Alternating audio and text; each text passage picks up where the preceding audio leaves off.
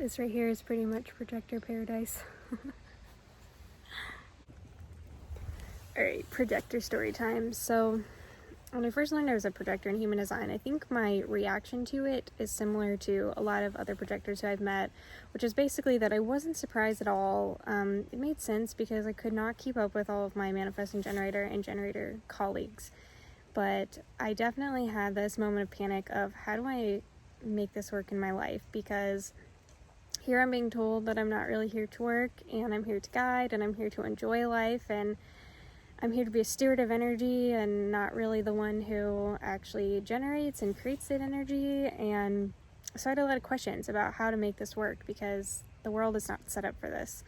And there are a lot of people who take a really radical approach to human design, and my heart goes out to them. I'm always very inspired by those people, but I was definitely more in the camp of, well, I gotta pay my bills and I gotta figure out how to live. And I'm also fourth line, and fourth lines do not jump into the void. We are called opportunists for a reason. We historically don't leave jobs or relationships or really anything until there's like another backup plan or another opportunity is lined up. So yeah, so I really had to sit with that. At the time, I was working at one of the largest children's hospitals in the Southwest region. I was working upwards of 50 to 60 hours a week. I was really burning myself out. I was not feeling healthy at all, but I didn't really know how to get out of the situation that I was in.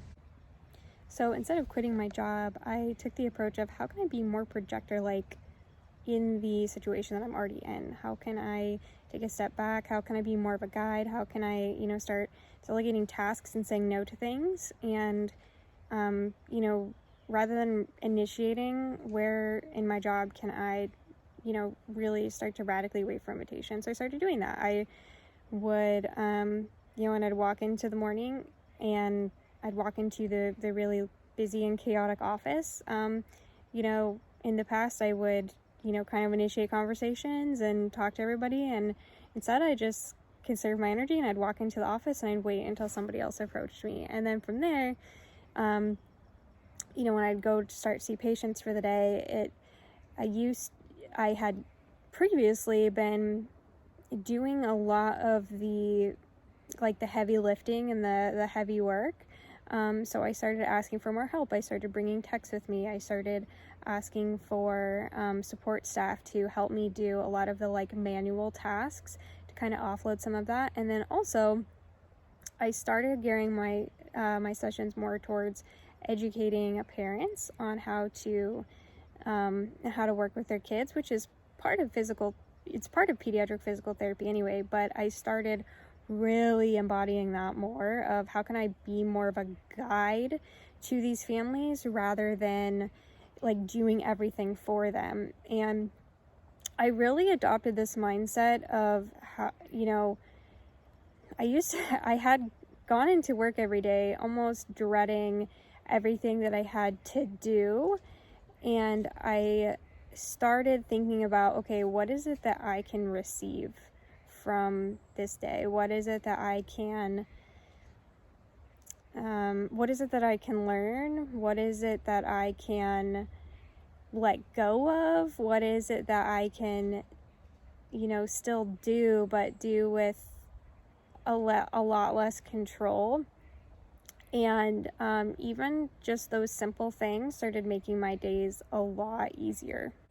So doing these things didn't solve all of my problems by any means, but I definitely felt a lot more rested, a lot less stressed, and I could feel that I was getting pulled towards something, that an opportunity was coming. And sure enough, about a month into kind of this experiment or adopting this mindset, I was reached out to by a friend who I hadn't talked to in a really long time, and he basically was like, hey, I don't know what your current work situation is, but I am looking for someone who can do pediatric physical therapy and pelvic floor physical therapy, and I know that those are your interests, and I'd love to talk to you more about if you'd be a good fit for this new clinic that I'm now a manager of. So I was like, okay. So I went and I talked to him, and it was immediately, you know, I got kind of that splenic hit that told me that this was going to be a better situation for me.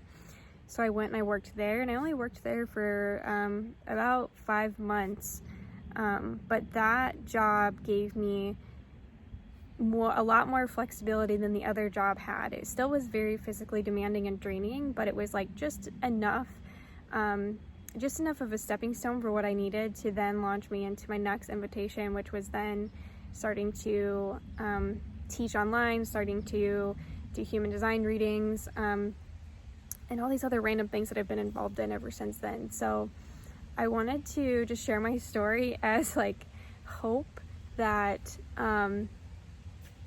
you know, it's like we can take this radical approach to human design and like start like radically quitting everything, but you don't necessarily have to do that. And for me, it's been a really gradual process of opening up a little more space, and then a little more space, and then a little more space, and now I'm at the point where I'm laying in a hammock in the middle of the day and I never would have dreamed that my life would be the way that it is now back then. So pretty.